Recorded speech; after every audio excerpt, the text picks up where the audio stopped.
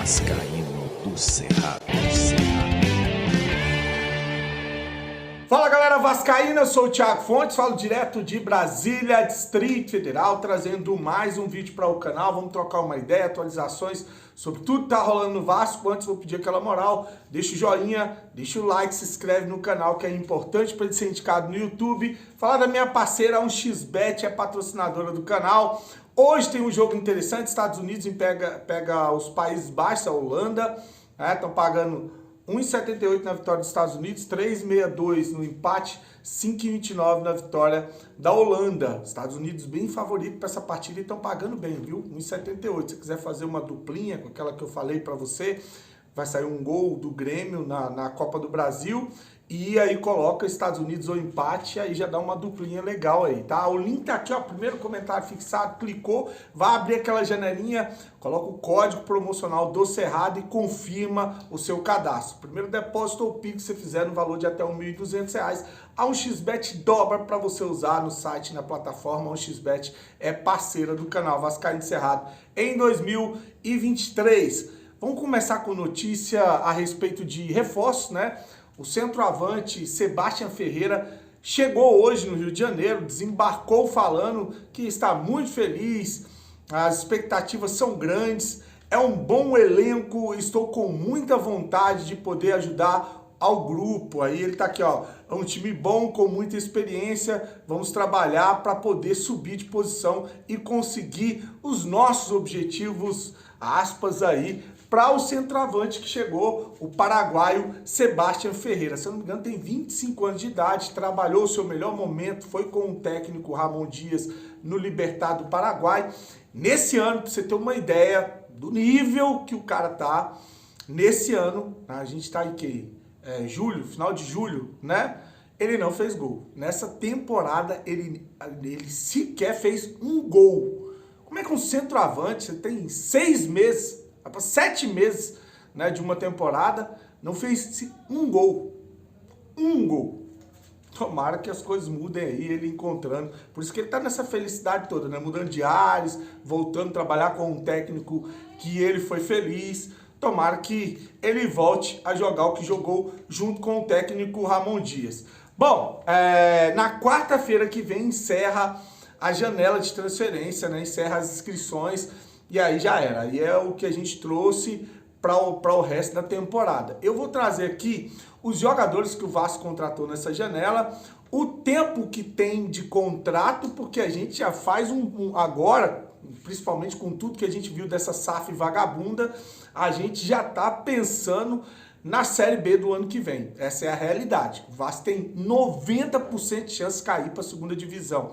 Tem que fazer uma campanha de Botafogo. Essa campanha que o Botafogo fez no primeiro turno é a campanha que o Vasco tem que fazer no segundo turno para escapar do rebaixamento. Então vamos lá, pensando aqui no médio e longo prazo, o Jefferson, lateral esquerdo, que veio do Atlético Goianiense, ele tem um contrato que vai até o final de final do Carioca de 2024.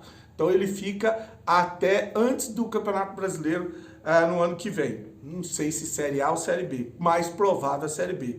O Praxedes, esse meia que veio do Red Bull Bragantino por empréstimo com opção de compra, ele fica até dezembro de 2023. Então esse aí, contrato só até dezembro. Esse o Vasco não permanecer, eu acho que até permanecer na primeira divisão, eu acho difícil colocar dinheiro nesse cara. 26 milhões, 70% dos seus direitos. É o passe fixado. E ele vai receber de salário cerca de 150 mil reais. Então esse aí joga agora e tchau. Ano que vem eu acho que não fica não. Paulinho Paula, esse foi 6 milhões e meio e fica até dezembro de 2025. Então o meia Paulinho fica para o ano que vem.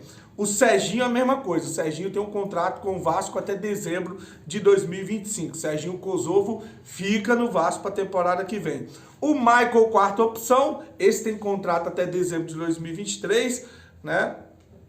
Já não está sendo utilizado agora, imagina, depois de um zagueiro de 35 anos que estava encostado no Santos. O Sebastian Ferreira é um empréstimo com opção de compra também, é um ano de empréstimo, ou seja, ele chega agora no mês de julho e o contrato dele termina no ano que vem, no mês de julho também. Então tá aí um ano de contrato para o Sebastião Ferreira, ele deve ficar então no início do Campeonato Brasileiro. Já o Medel foi contratado pelo Vasco, chileno, 35 anos, fica até dezembro de 2024, esse fica para a temporada. Então confirmados aqui para a temporada o Paulinho, o Serginho e o Medel. Esses 3 ficam para a temporada do ano que vem. O Sebastião Ferreira até o meio da temporada, né, podendo ser prorrogado. Já o Maicon vai embora esse ano, o Praxedes vai embora esse ano e o Jefferson fica até o final do Campeonato Carioca. Essas são as grandes contratações da segunda janela feita pelo grande, o profissional do caramba, o Paulo Brax. Eu vou deixar aqui um trecho de uma entrevista que rolou lá na ESPN sobre o Fernando Praz, ex-goleiro do Vasco, que virou comentarista, vai falar sobre as falácias, as mentiras, as promessas não cumpridas da 777 Partners. E aí se chegou a um ponto em que se entendeu que o Dinamite tentou, o Eurico voltou, tentou, o Dinamite acho que por 2 mandatos, o Eurico, o Campelo, o Salgado, e ninguém conseguiu resolver. E aí se chegou à conclusão que a única solução era a SAF, mais ou menos que nem o Atlético, né? Mas numa situação um pouco diferente. Só que assim, cara, a expectativa de ter uma coisa muito melhor, de deixar para trás, e a coisa está sendo ao contrário, está sendo pior. E aí a gente começa a tentar entender por quê. A 777 pode ter subestimado a competitividade do futebol brasileiro, porque uma coisa é tu fazer um campeonato ruim e ser rebaixado, outra coisa tá com 9 pontos. Então, assim, a gente tem que entender isso, como eles entendiam o futebol brasileiro, o que eles achavam que era preciso ter para o Vasco. Só que, assim, tu montar um time competitivo e tu prometer brigar por títulos e tu não conseguir, isso é aceitável. Por quê? Porque, cara, o futebol tem muito do imponderável. Às vezes tu contrata os jogadores não vão bem, ou então o time não é campeão. Isso acontece. Porque são coisas que tu não, até certo ponto, tu não controla. Agora, o problema é o discurso que veio. Nós nunca mais vamos entrar em desvantagem financeira contra o nosso maior rival. Nosso maior rival, Flamengo. E assim, aí eu sou bem prático, eu te falei. Tu falar que vai montar um time competitivo e não conseguir, tem muitas coisas que envolvem isso, ok. Agora, a questão de dizer do investimento, não tem, é número. Se o Flamengo gasta 1 e não vai entrar em desvantagem financeira, tu tem que gastar 1 no mínimo ou 1 mais 1. Então assim, e isso, cara, tá longe de ter sido cumprido, né? Sim. O investimento do Vasco não chega nem perto. E aí o torcedor do Vasco começa a perguntar por quê que foi vendido se as coisas... E aí vai dizer, mas é resultado, sei o quê. Não é só resultado, porque assim, a gente vê que o clube hoje, o Ramon Dias parece que chegou no Vasco, ficou impressionado com a estrutura. Negativamente. Sim. Né? Com o CT. O time no campo também. O estádio, a torcida não jogando com o estádio vazio. Então assim... Não. Cara, pior cenário possível. A gente como torce, cartão de visitas para que as coisas, que eles consigam... Aí, o Djalma tava olhando. Cara, ainda sobre a saída do senhor Luiz Melo, né, que teve gente falando que ele foi demitido, e eu falei que para mim ele foi promovido, porque ele sai da SAF do Vasco e vai para dentro da empresa, para um departamento que cuida de todos os times de futebol do grupo. Aí é lógico que a expertise dele é o Vasco da Gama, ele não entende nada sobre o Genoa, sobre os times que a 777 tem, né? Nada, absolutamente nada. O conhecimento dele é sobre o Vasco, então ele vai ser ali uma espécie de olheiro, supervisor lá de tudo que acontece no Vasco dentro do grupo. Algumas curiosidades, inclusive que eu vi no canal lá do meu amigo Fábio, Careca Vascaíno, que ele fala uma coisa que me levantou uma questão, né? Eu acho engraçado, o Vasco é eliminado vexatoriamente da Copa do Brasil, o Vasco faz uma campanha horrorosa no Campeonato Brasileiro, e maior pressão do caramba para o Paulo Brax ser demitido, boneco dele com ameaças e tudo que você puder imaginar de pressão para esse cara sair. E nunca... nem estremeceu, nunca houve uma possibilidade dele sair. A 777 sempre foi muito clara que confiava no profissional e que ele ia continuar. Bastou sair aquela situação lá do Serasa, como o nome da SAF do Vasco foi parar no Serasa, né? Porque ele tem protesto em cartório já. E aí saiu ali que ele detém parte das ações da SAF do Vasco. Isso foi um escândalo, bastou sair isso para darem um jeito de tirar ele da luz, né, levar ele para um lugar mais seguro. E é engraçado, né? Porque esse cara é funcionário da 777, ele vai para a empresa para trabalhar para a 777, agora no 777 Grupo, e ele continua com ações da SAF do Vasco. Como é que fica essa situação? Então tem muita coisa estranha, e esse negócio dele sair só depois dessas denúncias reforça muita coisa com relação a essa empresa, essa quadrilha que tomou o Vasco de assalto.